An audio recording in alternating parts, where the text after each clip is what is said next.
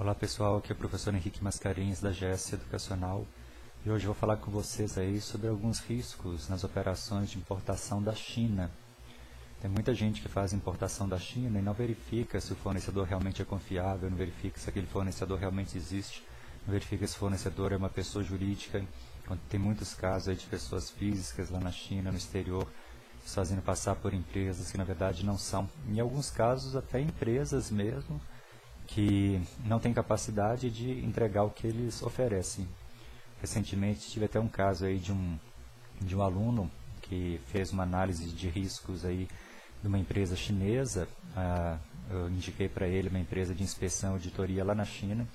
Essa empresa de inspeção e auditoria lá na China, que é uma empresa chinesa também, entrou em contato com essa outra empresa lá, que era o fornecedor dele, e verificou e descobriu que aquela empresa não era confiável. O fornecedor não quis passar algumas informações básicas, como por exemplo, alguns documentos que comprovam que a empresa existe, atenderam o pessoal lá muito mal, foram grosseiros com eles, e no final das contas essa empresa de inspeção e auditoria recomendou não fazer negócios com esse fornecedor.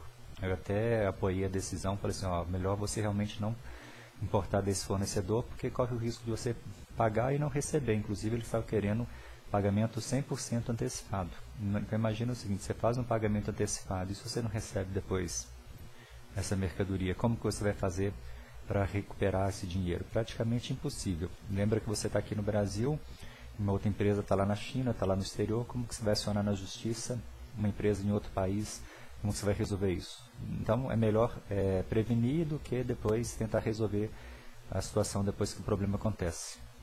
Eu vou dar alguns exemplos aqui de casos que as pessoas apresentaram para mim durante cursos presenciais, durante os cursos que eu dei em sala de aula, que até algumas pessoas que estavam presentes ali, alguns alunos, comentaram que ou aconteceu com a empresa deles, ou que ficou sabendo de algum conhecido que comentou, ou alguns exemplos também que acontecem, pessoas que entram em contato com a gente tentando resolver o problema depois que já aconteceu. Aí é difícil, né?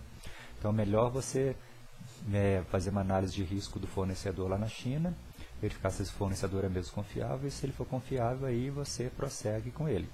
Então aqui, eu dou alguns exemplos aqui para vocês que eu anotei. Pé de meia. Teve um aluno que até nesse caso aqui foi importação pessoa física. Na época ele queria comprar na época que saiu o netbook, aquele computador pequenininho, né? Hoje em dia não tem mais um netbook, é muito difícil encontrar um netbook, porque os iPad, né, os tablets substituíram ele. Mas quando lançou o netbook, esse aluno ele fez uma importação, comprou entre aspas, né, de uma empresa lá na China, ele achou que era confiável, aí fez o pagamento. Na hora que chegou aqui, em vez de chegar o netbook, chegou um pé de meia. Não chegou nem o par da meia, não. Chegou um pé de meia. Eu tive outro caso também de aluno comentando comigo que comprou um produto para uso pessoal e chegou um tijolo. Então imagina, você compra uma coisa para uso pessoal, chega um pé de meia, chega um tijolo. Então isso aí acontece até com pessoa física também. Então até pessoa física, quando for comprar algum produto lá no exterior, tem que verificar se esse fornecedor é realmente confiável.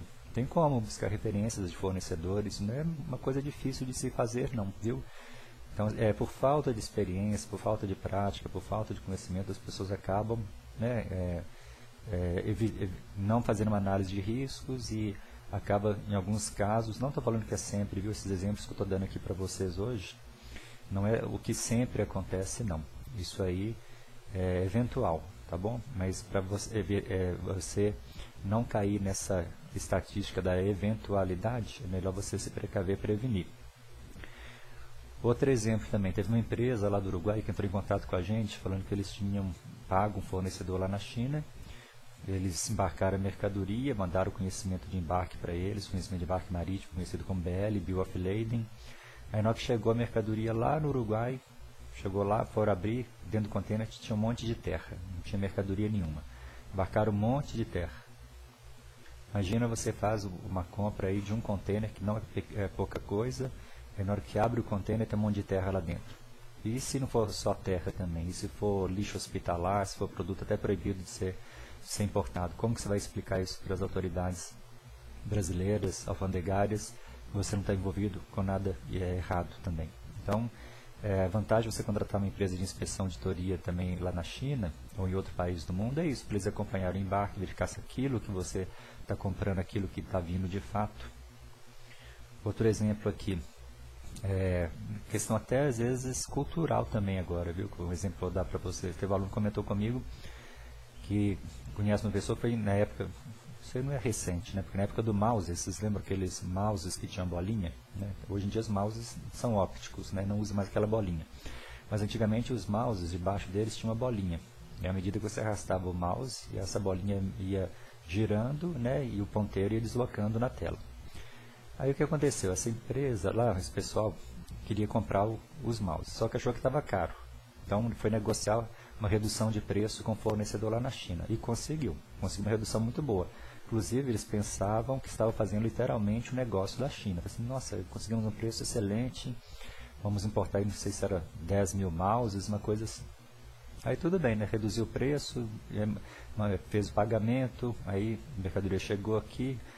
Aí na hora que eles foram verificar o tal dos mouses, o que aconteceu? Chegou realmente os mouses, só que sem a bolinha. Em outras palavras, não conseguiram usar o mouse para nada. Porque como que você dá um mouse, que naquela época era, né, o mouse precisava daquela bolinha para funcionar. Imagina se comprar um mouse sem bolinha, como é que você vai usar isso? Então acabou perdendo. E outra coisa, ainda teve dinheiro, gastar dinheiro para descartar, porque não adianta você pegar 10 mil mouses e pôr aí na porta lá da empresa da sua casa, que o lixeiro não vai recolher 10 mil mouses. Então ainda gastou dinheiro para jogar isso fora. Não tinha nem como também comprar as bolinhas separado. Então assim, para o chinês lá, na hora que ele negociou a redução de preço, era na mente dele, culturalmente falando, para ele era óbvio que ele podia, já que estava reduzindo o preço, mudar alguma característica do produto. Então para o chinês lá, era lógico que, já que ele estava oferecendo uma redução do preço, que o cliente ia saber que alguma característica do produto ia mudar. Só que ele não avisou. E a pessoa, né, por não conhecer muito bem também a cultura chinesa, por não entender muito bem, né, não tinha uma empresa lá inspecionando porque confiou 100%. Aconteceu isso. Outro exemplo também, camisa. O pessoal foi comprar camisa polo, e a camisa polo que eles compraram era preta. Só que só teve um detalhe, quando chegou a camisa polo preta aqui no Brasil, na hora que eles foram ver na costura, né, que na costura assim da camisa, em vez de ter a linha, de ter usado uma linha preta, usaram uma linha rosa. Então, imagina um monte de camisa polo preta masculina com costura rosa. Complicado, né? Se fosse verde e rosa, você ainda podia vender lá para Mangueira, né? Na época de carnaval, quem sabe a pessoa ainda aproveitava lá. Agora, preto e rosa, eu não conheço uma utilização para isso. E outra coisa também, teve um pessoal que foi importar canivete. Dizem que era, inclusive, canivete que seria usado pelo Exército Brasileiro. Pelo que eu saiba, o Exército vai usar canivete em algumas cores que não chama atenção, né? Precisa de ser ou camuflado, ou verde-oliva, ou sei lá, algumas cores que não destacam muito, não chamam muita atenção. Aí importaram um monte de canivete, também não fizeram uma inspeção. Chegou aqui um monte de canivete colorido, de várias das cores que você possa imaginar. Amarelo, rosa, verde, azul, chegou de vermelho, todas as cores. Em outras palavras, não conseguiram aproveitar os canivetes. Então, esses aí são os casos que eu fico sabendo, que as pessoas apresentam para mim durante cursos, a pessoa entra em contato porque teve alguma situação, de algum problema. Então, para você evitar isso, tem jeito? Tem. E não é muito difícil. Né? Contrata uma empresa de inspeção de auditoria lá na China ou em outro país do mundo, que essa empresa levanta a ficha desse fornecedor, acompanha o embarque para você, consegue resolver muitas coisas e te ajudar bastante também. Se precisar de uma indicação de empresa de inspeção de auditoria lá na China, a gente indica. A gente tem uma empresa chinesa que já prestou serviço para várias empresas e alunos que a gente conhece e que deu tudo certo lá nessas inspeções.